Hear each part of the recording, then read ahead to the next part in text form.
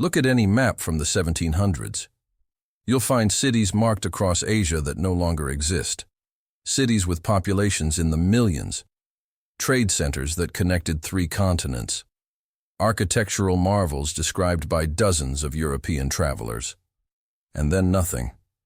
By 1850, these cities have vanished from every official record.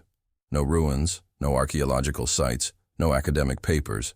It's as if someone took an eraser to an entire civilization and expected us not to notice. But here's what they didn't count on. The evidence is still everywhere. You just have to know where to look. The Smithsonian has 37 boxes labeled Tartarian Collection, 1910. They're sealed. The British Museum has an entire wing that was closed to the public in 1923 and never reopened. The official reason? Structural concerns. Those concerns have lasted a century. In the basement of the Russian State Library, there are maps that don't match anything you've been taught.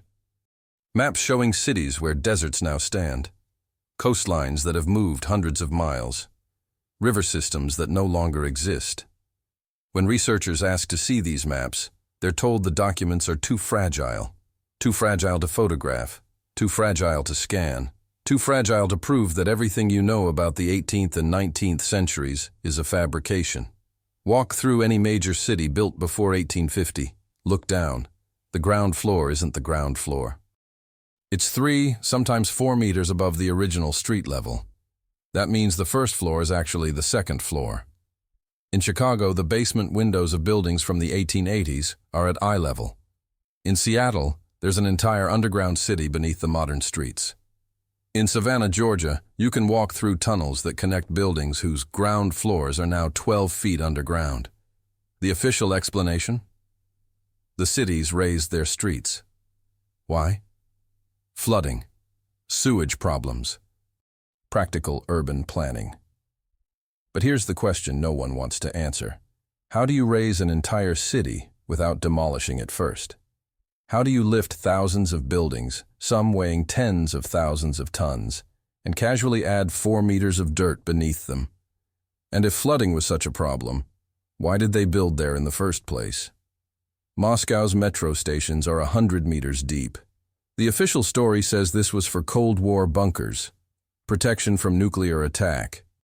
Except the metro was designed in the 1930s, a decade before nuclear weapons existed.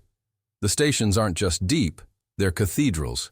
Marble columns 3 meters thick, crystal chandeliers that weigh several tons, mosaics made from semi-precious stones. This is not a subway system. This is something else. Something built by people who had resources and technology we pretend didn't exist. And the strangest part? Many of these stations connect to tunnels that go even deeper.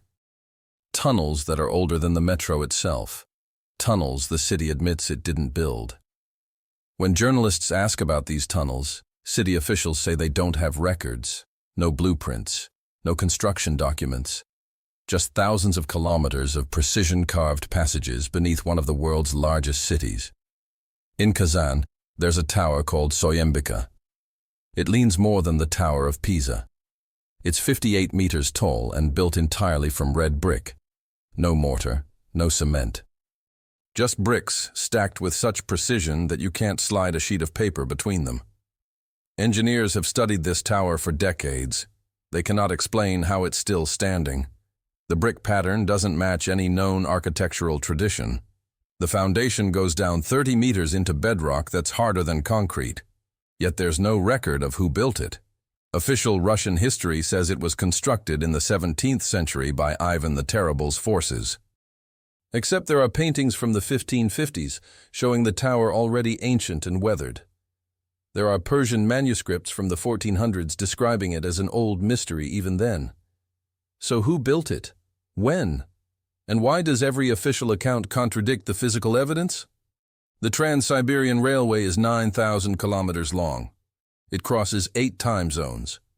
Construction officially began in 1891. They say it took 25 years to complete. Let's do the math. That's 360 kilometers per year, almost 1 kilometer per day, through mountains, through permafrost, through terrain where temperatures drop to -40 degrees Celsius for 6 months of the year, with 1890s technology, with manual labor. Does this make sense to you? Modern construction companies with laser-guided machinery, GPS mapping, and diesel equipment can barely manage half that pace in ideal conditions.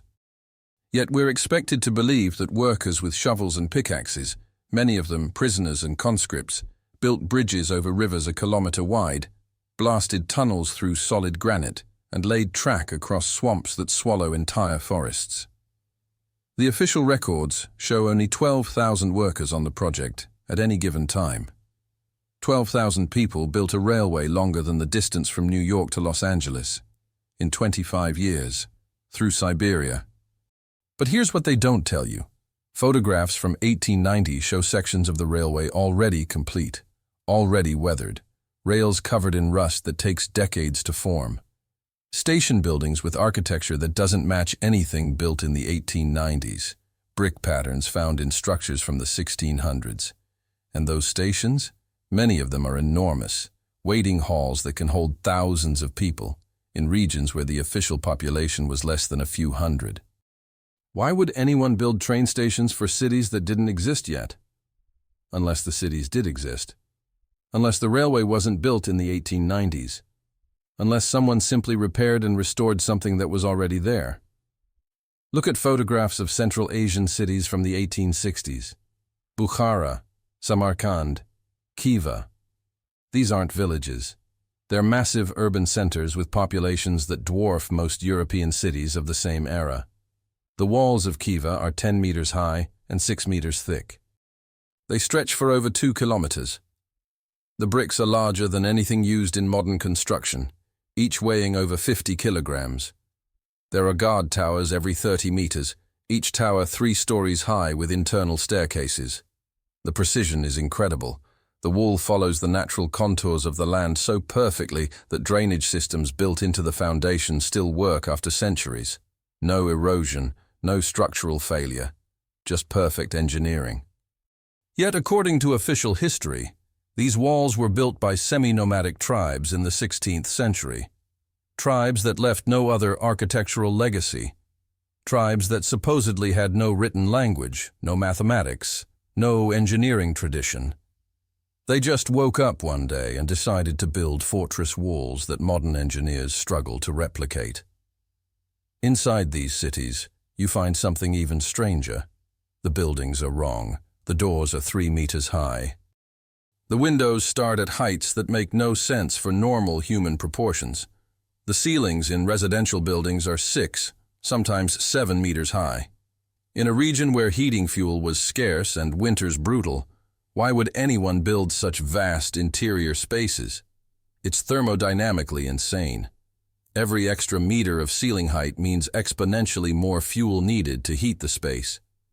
Yet these design choices are everywhere, not just in public buildings or palaces, in ordinary homes, in structures that official records classify as peasant dwellings.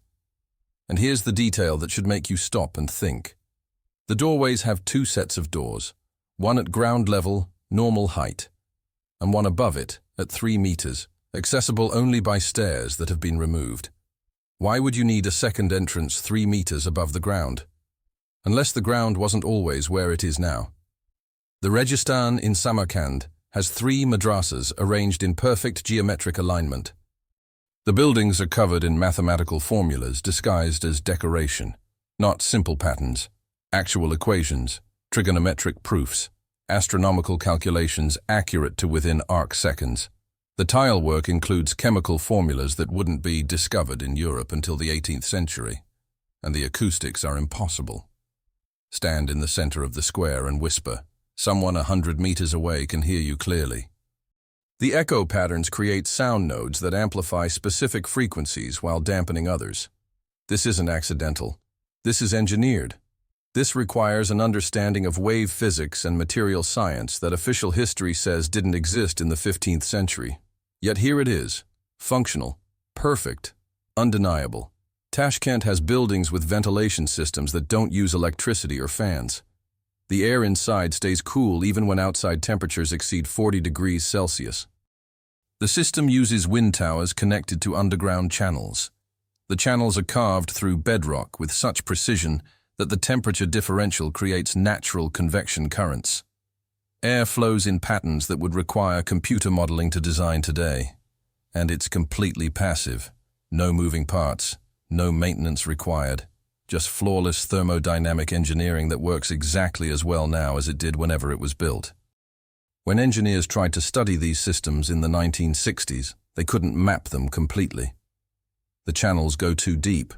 They connect to other structures through networks that span kilometers. And in several places, the channels intersect with passages that are clearly older. Passages carved with tools that left marks inconsistent with any known technology. Does this make sense? Cities that appear on every map for centuries suddenly vanish. Buildings designed for people larger than us. Infrastructure that requires knowledge officially unavailable for hundreds of years.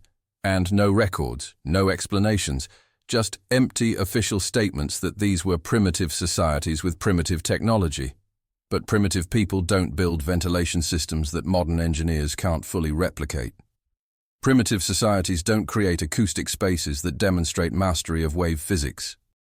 And primitive cultures don't leave behind mathematical proofs embedded in tile work that took European scholars 2 more centuries to derive independently, unless they weren't primitive.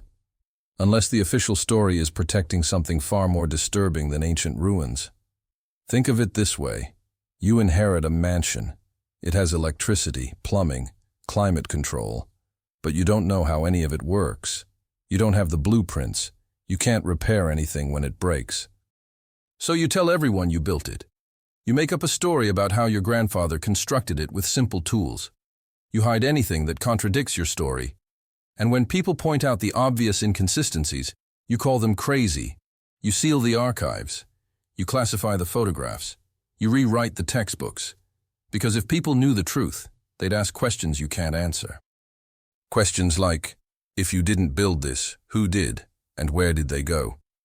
The official narrative says that cities like Bukhara and Samarkand were built by the Timurid Empire in the 14th and 15th centuries. Timur, also known as Tamerlane, conquered most of Central Asia and brought artisans from across his empire to construct monuments. It's a convenient story. It explains the architecture. It provides historical continuity. There's just one problem. Timur's empire collapsed in 1507. By 1600, the region was controlled by various Uzbek khanates that left almost no architectural legacy of their own. Yet when European travelers reached these cities in the 1600s and 1700s, they described them as ancient, weathered, already mysterious. Marco Polo, traveling through the region in the 1270s, described Samarkand as a very large and splendid city with buildings of great antiquity. That's before Timur was even born. So who built these cities, and when? Russian expansion into Central Asia began in earnest in the 1860s. Military expeditions were followed by survey teams, cartographers, photographers. They documented everything they found, thousands of photographs, detailed maps, written reports. These documents are now scattered across archives in Moscow, St. Petersburg, and Tashkent. Most of them remain classified. The few that have been released show something incredible. Empty cities. Massive urban centers with almost no people. Photographs from 1868 show Samarkand with perhaps a few thousand inhabitants, living in a city built for hundreds of thousands. The residential areas are abandoned. The markets are empty. And everywhere, you see evidence of systematic destruction. Buildings with their roofs removed, walls deliberately collapsed, and burn marks. Extensive fire damage across entire districts. The Russian reports describe this destruction as recent, not centuries old. Recent. As if someone had burned these cities within living memory. But when soldiers asked locals what happened, they received vague answers. Stories about wars that couldn't be verified. Plagues that left no mass graves. Natural disasters with no geological evidence. The people living there in the 1860s didn't seem to know their own history. They occupied structures they hadn't built. They used water systems they couldn't repair. They lived in the shadow of monuments whose purpose they'd forgotten. And the Russian authorities noticed something else. Demographic impossibility. Central Asia in the 1860s had a population density far too low to sustain the infrastructure they found. The aqueducts required maintenance crews. The roads needed constant repair. The irrigation systems demanded coordinated labor, yet there weren't enough people, not even close. Compare this to North America. When European colonists arrived, they found earthworks, mounds, and structures across the continent. Official history attributes these to various Native American cultures. But here's what the early accounts actually say. The natives themselves didn't know who built them. The mounds were already ancient, already covered in old-growth forests that take centuries to establish. Cahokia, near modern St. Louis, had pyramids larger than those in Egypt. The city covered 6 square miles. Population estimates range from 20 to 40,000 at its peak. This is larger than London in the year 1250. Yet by the time Europeans arrived, Cahokia was abandoned, empty. The official explanation is that the civilization collapsed around 1350, 400 years before European contact. But if that's true, why are there no native legends about Cahokia? Why did the tribes living nearby in the 1600s have no oral traditions about the people who built it? It's as if the city's history had been erased, not just forgotten, erased. The same pattern repeats globally. In Australia, early colonists found stone structures and sophisticated aquaculture systems attributed to Aboriginal peoples, except the Aboriginal oral traditions don't mention building them. In fact, many Aboriginal groups described these structures as being there since the dream time, which is their term for a mythological past so distant it predates human memory. In New Zealand, the Maori have legends about finding massive stone foundations when they arrived around 1300 AD. Foundations they didn't build. In Madagascar, there are megalithic sites that locals attribute to the Vazimba, a legendary race of people who supposedly lived there before the current inhabitants. Notice the pattern? Everywhere you look, indigenous peoples describe finding ruins of civilizations they didn't build. Civilizations with no names, no records, no verifiable history, back to Tartaria. The word itself has been systematically removed from modern discourse.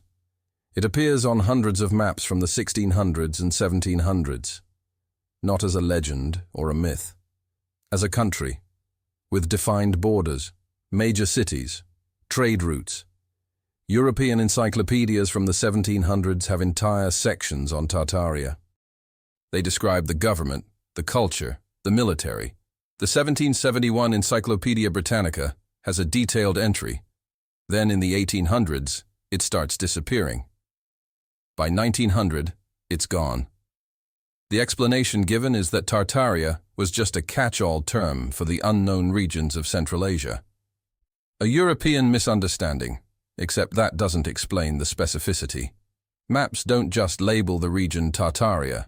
They show Grand Tartaria, Chinese Tartaria, Independent Tartaria, Muscovite Tartaria.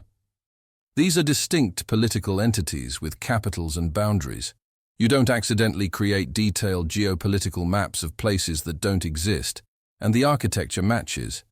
Buildings across Central Asia, Russia, and even parts of Eastern Europe share design elements that don't fit into neat historical categories. Official architectural history divides everything into styles: Byzantine, Gothic, Renaissance, Baroque. Each style is tied to specific regions and time periods. But these Tartarian buildings don't follow the rules. They combine elements from multiple traditions in ways that shouldn't be possible. Islamic geometric patterns next to Orthodox Christian symbols next to Buddhist motifs. Not as decorative choices, as integrated design elements, as if whoever built these structures drew from a shared architectural knowledge that transcended the religious and cultural divisions we're taught defined these regions. And these buildings appear everywhere simultaneously. You find the same star-shaped fortresses in Russia, Central Asia, and North America, the same unusual brick patterns, the same massive scale, all appearing in the archaeological record at roughly the same time, all attributed to different, unconnected cultures, who supposedly never communicated. The star forts are particularly interesting. There are thousands of them. Perfectly geometric fortifications with angular bastions designed to eliminate defensive blind spots. The engineering is extraordinary. The angles are calculated to optimize crossfire. The walls are angled to deflect cannon fire. This is advanced military architecture. Official history says these forts were built between 1500 and 1800 by various European powers, except they appear on every continent. In North America, there are star forts attributed to French, British, and Spanish colonists. In Asia, they're attributed to various empires. In Africa, to Arab traders. Everyone, apparently, independently discovered the exact same optimal fortification design within a few centuries. The mathematical precision is identical. The construction techniques are identical. The scale is identical. But we're supposed to believe this is coincidence, parallel development, not evidence of a single globe-spanning civilization with standardized military architecture. Look at the photographs from World's Fairs in the late 1800s and early 1900s. The Columbian Exposition in Chicago, 1893. The Pan American Exposition in Buffalo, 1901. The Louisiana Purchase Exposition in St. Louis, 1904. These events featured massive temporary structures, buildings covering hundreds of acres. According to official records, these were built in 18 to 24 months, using plaster and wood frames. Temporary construction for events lasting 6 months, then demolished. But the photographs show something else. These buildings are architectural masterpieces, multi-story structures with classical columns, ornate facades, and engineering that rivaled permanent construction. The materials look like marble and granite. The scale is immense. And here's the crucial detail. Many of these buildings had to be demolished using explosives. If they were temporary plaster structures, you could knock them down with sledgehammers. Instead, demolition crews needed dynamite. Why? The official explanation is that the buildings were made of staff, a mixture of plaster and fiber that hardened to resemble stone. Possible. Except photographs from after the fairs show rubble that looks like actual masonry. Stone blocks, brick.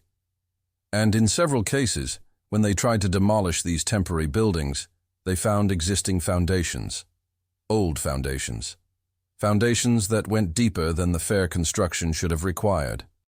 In Chicago, demolition crews discovered an entire network of underground passages beneath the fairgrounds. Passages that weren't on any construction plans. Passages built with techniques that didn't match 1890s American construction. The official response was to fill them with concrete and forget about them. No investigation, no documentation. Just bury it and move on. And where did they build these fairs? Often on sites that had recently experienced massive fires. Chicago's World Fair was built in an area devastated by the Great Chicago Fire of 1871. San Francisco's fairs came after the 1906 earthquake and fire. These disasters conveniently cleared large areas of old architecture. Architecture that might have contradicted official narratives about the region's history. The fires also destroyed records, city archives, property deeds, construction documents. After each fire, the city rebuilt with new architecture in new styles. The past was literally erased, and then they built temporary structures on top that seemed designed to train the public to accept a certain aesthetic, a certain scale. After the fairs were demolished, permanent buildings went up that matched the fair's style. It's as if the fairs were templates, teaching people what their cities should look like, replacing visual memory of what had been there before. There's a phenomenon called orphan trains. Between 1854 and 1929, over 200,000 children were transported from East Coast cities to the American Midwest and West. The official story is that these were orphans from overcrowded urban areas being given better lives on farms and in small towns. Noble charity, except the numbers don't make sense. 200,000 orphans? In an era when orphanages could house perhaps a few thousand children total across all major cities? Where did they all come from? Birth records from the period don't show a corresponding population boom, followed by mass deaths that would create that many orphans. And the children's own accounts, recorded decades later, are disturbing. Many claimed they weren't orphans. They remembered parents, homes, being taken. The organizations running these programs kept minimal records, no detailed documentation of the children's origins, no proper tracking of where they were sent, just thousands of children appearing on trains and being distributed to families who needed labor. Connect this to the photographs of American cities in the 1850s and 1860s. They're empty. Streets designed for massive populations have almost no people. Buildings that could house thousands are occupied by dozens. It's as if the infrastructure existed before the population, as if someone built entire cities and then imported people to fill them. The orphan trains become more disturbing in this context. Not charity, repopulation. And it's not just America. Similar programs existed in Australia, Canada, and parts of South America. Thousands of children transported from Europe to fill new colonies. Official history frames this as immigration and social welfare. But the scale and speed suggest something else. A coordinated effort to populate cities and regions that had been emptied. Emptied by what? The mud flood theory proposes a massive geological event in the 1700s or early 1800s. A global disaster that buried the ground floors of buildings under meters of mud and sediment. The evidence is visual and widespread. Buildings worldwide have windows and doors below current street level, basement windows at ground level, first floors that are clearly second floors. The official explanation is gradual soil accumulation and street raising. But soil doesn't accumulate uniformly across entire continents within a few decades, and street raising doesn't explain why the buried floors are finished spaces, decorated, tiled, with fireplaces and architectural details. These weren't basements, they were ground floors, and something buried them. Geological surveys from the 1800s describe sediment layers that don't match normal deposition patterns. Instead of gradual accumulation, they found sudden, uniform layers of clay and silt. Layers containing artifacts from different time periods mixed together, as if everything had been churned and redeposited simultaneously. In some locations, these layers contain organic material in states of preservation that suggest rapid burial. Trees buried upright, still with leaves. Animals in positions suggesting they were alive when buried. This is consistent with catastrophic flooding, not normal flooding. Something massive, something that carried enormous amounts of sediment and deposited it so quickly that entire landscapes were transformed. What could cause this? Conventional geology offers no satisfying answers. A flood that massive would require oceanic displacement on a scale not seen in recorded history. Volcanic activity could produce ash and mud flows, but not globally, and not with the uniform sediment types found. Some researchers point to plasma events, massive electromagnetic discharges in the upper atmosphere that could liquefy soil through vibration and electric currents. Speculative. But it would explain the rapid, uniform deposition, and it would explain something else, the widespread destruction of electrical infrastructure. If Tartaria, or whatever we want to call this previous civilization, used atmospheric electricity, a plasma event would be catastrophic. It would destroy their power grid, render their technology useless, and leave survivors in a world they could no longer operate. Look at the old buildings again with this in mind. The towers, the spires, the ornate metalwork on rooftops. Official history says these are decorative, status symbols. But what if they're antennas? What if those spires were designed to capture atmospheric electricity? Tesla demonstrated wireless power transmission in the early 1900s. He proved you could draw electricity from the atmosphere and distribute it without wires. The technology worked, but it threatened existing power monopolies, so it was suppressed. Now look at buildings from the 1700s and early 1800s. They have metal rods, ornamental spirals, and geometric patterns on roofs that match Tesla's designs. They have unexplained metal channels running through walls. Spaces in the architecture that serve no obvious purpose unless they were conduits for electrical systems. And many of these buildings had heating and cooling that worked without any visible fuel source. Not because they were heated by coal or wood, because they used electricity in ways we've forgotten.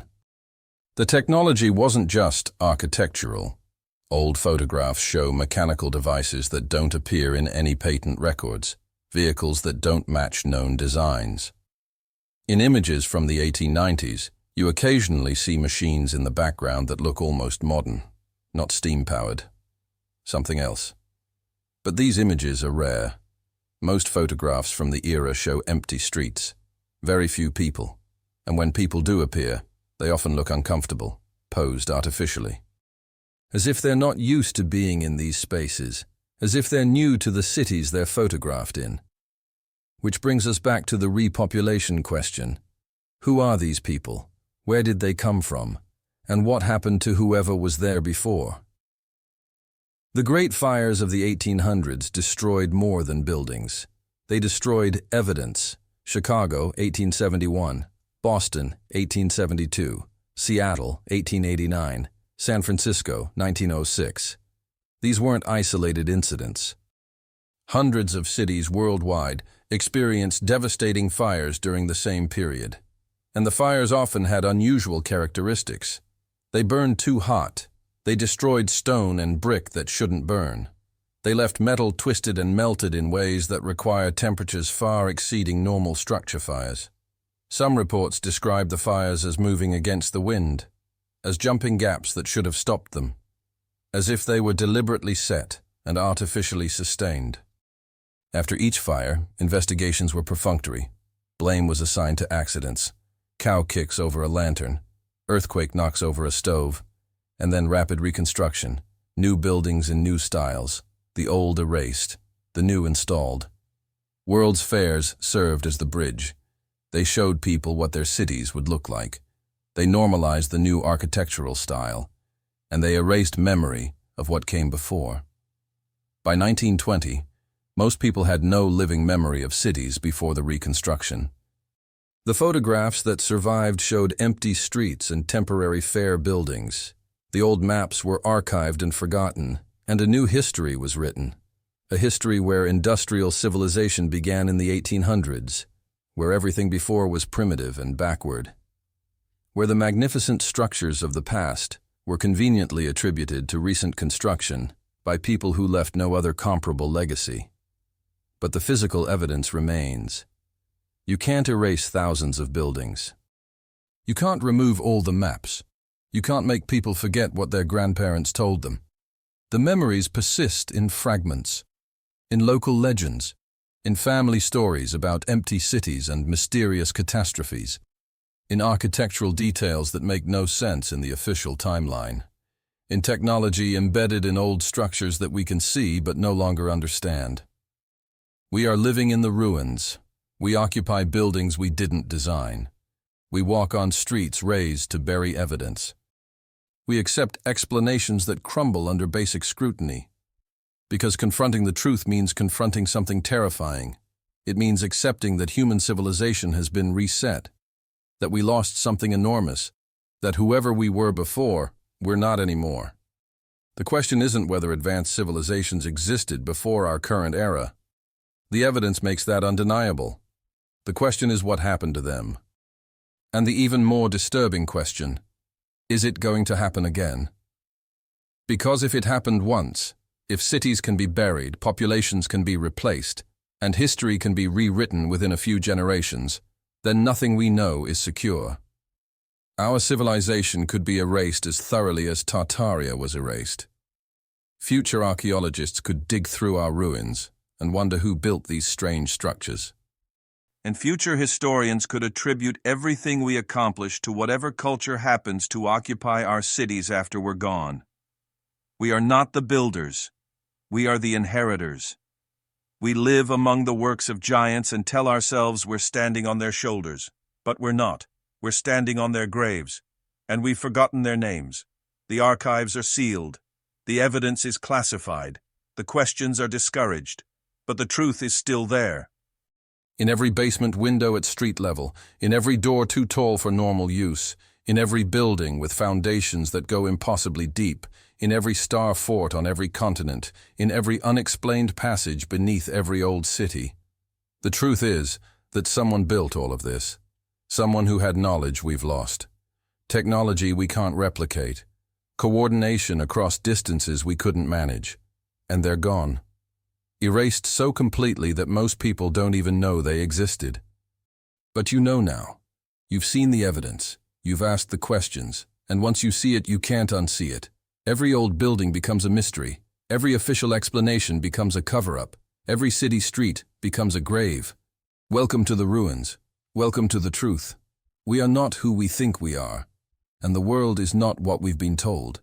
The only question left is, what are you going to do with this knowledge?